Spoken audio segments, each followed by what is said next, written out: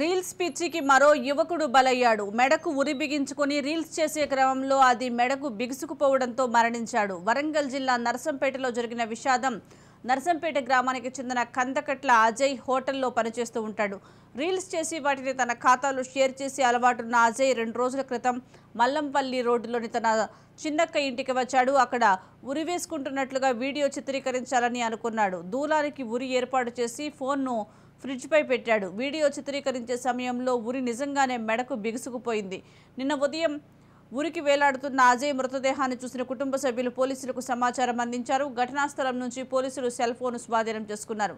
కాగా అజయ్ మృతిపై తల్లి అనుమానం వ్యక్తం చేస్తూ పోలీసులకు ఫిర్యాదు చేసింది. కేసు నమోదు చేసుకున్న పోలీసులు దర్యాప్తు చేస్తున్నారు.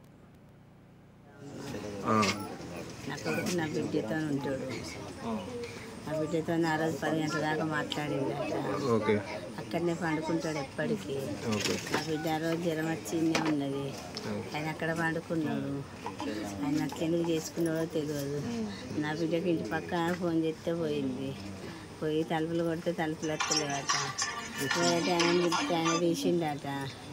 తీస్తే నా కొడుకు ఆలాడబడి ఉన్నాడట. నా కొడుకు